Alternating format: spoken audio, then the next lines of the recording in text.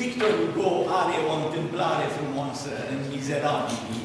O știți, am spus-o de mai multe ori. E obsedantă așa și uneori ne gândim ce frumusețe a avut Victor Hugo, romancierul acesta, ca să pună idei atât de frumoase în întâmplări pe care le-a descris. Jean Valjean, prizonierul, pușcăriașul, a ieșit de la închisoare. Flămând, murdar, obosit, caută undeva să găsească un loc, să mănânce ceva. Și dă peste casa preotului din localitatea aceea, bate la ușă și preotul îl invită în casă. Și îi dă mâncare și îl întreabă de viața lui. Și Jean Valjean îi povestește și preotul îi spune: rămâi peste noapte la mine aici. Am un pat, îi face un bine. Nu-l cunoștea. Vedea că e de la pușcărie. Jean Valjean noaptea se gândește, pentru că văzuse tacâmurile de argint pe masă. Și când s-a făcut liniște în casă, în loc să doarmă liniștit și să se bucure că are un loc în libertate, se duce și strânge tacâmurile de argint de la preotul bătrân, le pune într-o desadă și fuge cu ei. Numai că l-au prins. Gardienii l-au prins, cum nu știu, nu mi-aduc aminte de toate detaliile. L-au prins și au văzut că e pe tacâm, e inscripția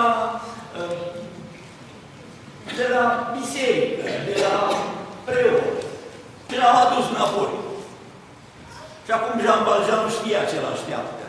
Închisoare din care nu mai scapă niciodată.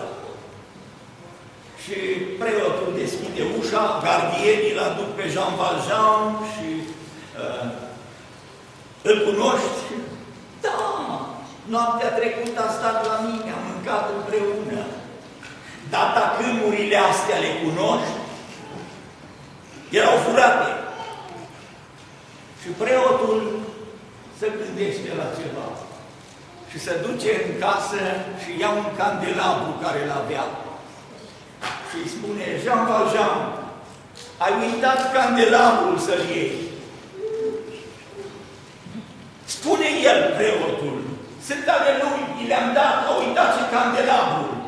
Și gardienii salută pe preot și rămâne preotul cu Jean Valjean. Și acum preotul se uită în fața și în ochii lui Jean Valjean și îi spune: omule, te-am cumpărat. Ți-am cumpărat sufletul pentru Hristos Domnul. Nu mai ești Jean Valjean hoțul, pușcăriașul, ești Jean Valjean pe care l-am cumpărat pentru Hristos Mântuitorul, pe care îl propovăduiesc eu. Vă spun întâmplarea aceasta, pentru că atât de ușor putem să facem rău. Că numai rău se face în lume. Dar cuvântul ne cheamă: faceți bine, cât atârnă de voi, frați și surori. Apostolul Pavel vorbește galatenilor, biserici care erau în frământare și lupte cumplite, și vine și le spune: nu e atâta problemă de doctrină, 6 capitole numai doctrina a vorbit. Acum vreau să vă spun ceva. Traiul vostru, viața voastră, faptele voastre trebuie să arate că ați fost cumpărați de cineva. Că nu mai sunteți ai voștri. Că nu mai aveți voie să trăiți cum ați trăit. Nu mai aveți voie să vorbiți cum ați vorbit. Faceți bine și binele cel mai mare e să vorbim despre Hristos Domnul și despre harul Lui. Și cuvintele acestea din urmă vi le pun pe inimă.